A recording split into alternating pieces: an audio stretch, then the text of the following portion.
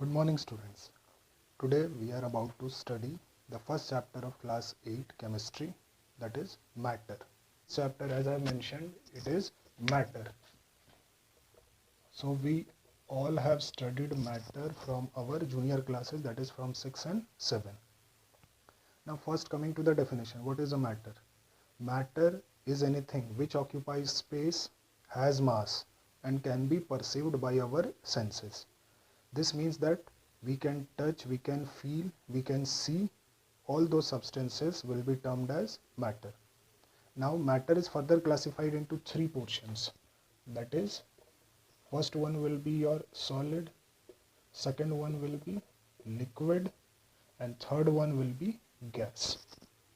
Okay students, now according to the structure or the molecular arrangement, because all matters contain are made up of molecules. Molecules are further divided into atoms, and then atoms are also divided into ions.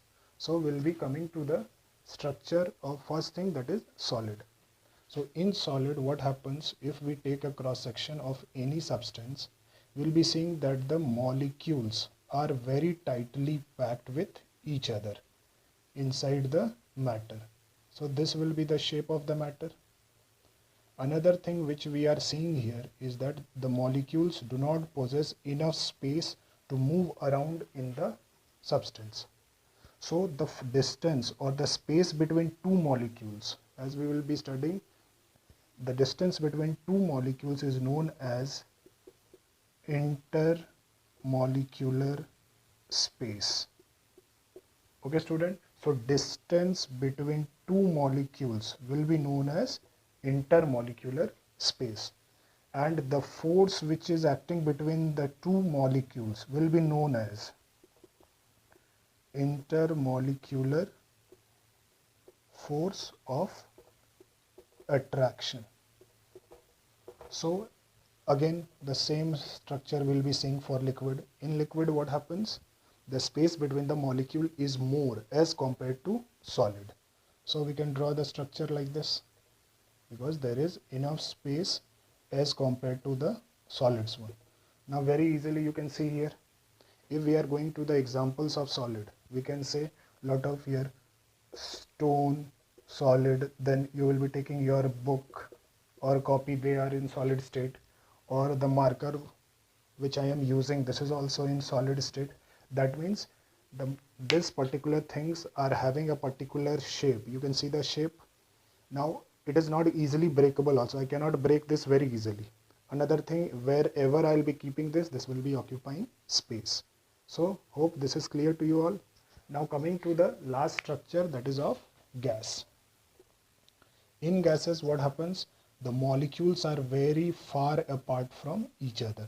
That means the maximum space between the molecules will be in the gases. Okay. Now, what is the meaning of the maximum space? Maximum space means intermolecular space will be maximum in gases, little lesser than gas will be in liquid, and the least will be in solid. Is it clear? Now, according to intermolecular force of attraction, the force of attraction between the molecules in solid is very high. In liquid, it will be little lesser, and the least one will be in gases. Is it clear, students? Now coming to, on basis of this space, intermolecular space and intermolecular force of attraction, we have to study a new theory, and that new theory is known as kinetic theory of matter.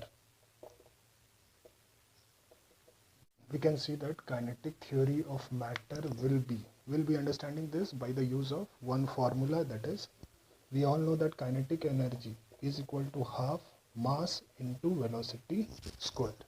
Now the main thing which we should be knowing in kinetic theory is regarding the velocity.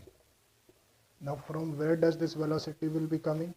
This velocity will be telling you that how much molecules are able to move inside their fixed volume or the fixed shape. That is, if we are considering solid, as we have earlier studied, that in solid the space between the molecule, that is the space between the two molecules, is not enough, and if it is not enough, they will not be able to move around.